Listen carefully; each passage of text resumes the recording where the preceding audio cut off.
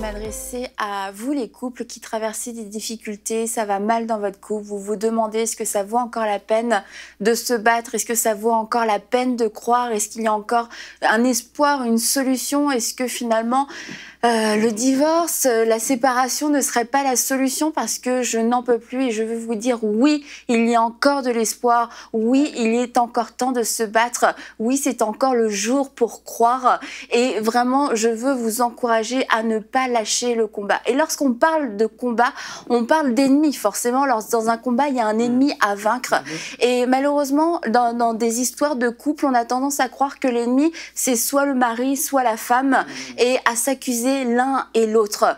Mais rappelez-vous ce que nous dit la Bible du mariage, de l'union entre un homme et une femme, c'est que cet homme et cette femme que vous êtes dans votre mariage ne forment qu'une seule chair. Alors comment cela pourrait être la solution que l'un ou l'autre de votre couple soit détruit? Comment ça peut être la solution de détruire une personne dans ce couple alors que dans un couple il n'y a que deux personnes et il y en a une qui serait détruite? Non, c'est sûr que ce n'est pas ça la solution de Dieu, ce n'est pas ça la solution pour pouvoir faire en sorte que votre couple se relève. Il y a un ennemi qui veut s'en prendre à vous deux, qui veut s'en prendre à votre couple, qui veut détruire votre alliance, détruire votre unité. Et cet ennemi, c'est tout simplement le diable. La Bible nous dit que nous n'avons pas à lutter contre la chair et le sang, mais nous avons à lutter contre des dominations, contre des esprits méchants. Et si vous voulez unir vos forces, unissez-vous contre le vrai ennemi, contre celui qui en veut vraiment à votre couple.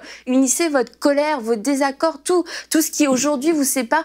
Vous pouvez vous unir pour combattre cet ennemi qui s'appelle Satan ensemble dans la prière. Et dans Éphésiens 6, au verset 13, c'est écrit, c'est pourquoi revêtez-vous et prenez toutes les armes de Dieu afin de pouvoir résister dans le mauvais jour et tenir ferme après avoir tout surmonté. Donc ça, c'est la première des choses.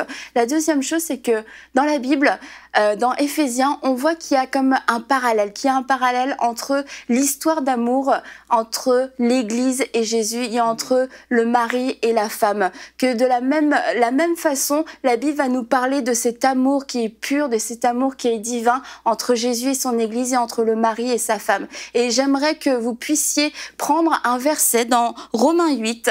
Peut-être que vous l'avez jamais lu comme ça pour votre couple. Mais je crois qu'il y a de l'espoir et qu'il y a de la puissance dans ce verset et que ça doit devenir une nouvelle déclaration de foi. Ça doit devenir votre vision pour votre couple. Donc dans Romains 8, qui nous séparera de l'amour de Christ? Et on a vu cet amour, c'est le même amour dont la Bible nous parle pour notre union, pour notre couple. Qui séparera notre amour dans notre couple? Qui pourra séparer notre amour? Serait-ce la tribulation? Serait-ce l'angoisse, la persécution, la faim, les problèmes financiers, la nudité, le péril ou l'épée, les circonstances difficiles, un mari ou une femme qui a perdu son emploi, des situations avec les enfants, etc. Est-ce que ce sera tout ça qui va pouvoir vous séparer? Non, la Bible nous dit, mais dans toutes ces choses, nous sommes plus que vainqueurs par celui qui nous a aimés. Et le verset suivant, car j'ai l'assurance, et ça c'est vraiment, mettez-le et prenez-le pour votre couple, car j'ai l'assurance que ni la mort, ni la vie, ni les anges, ni les dominations, ni les choses présentes, ni les choses à venir, ni les puissances, ni la hauteur, ni la profondeur, ni aucune autre créature, aucune femme, aucun homme ne pourra séparer de l'amour de Dieu manifesté en Jésus-Christ notre Seigneur.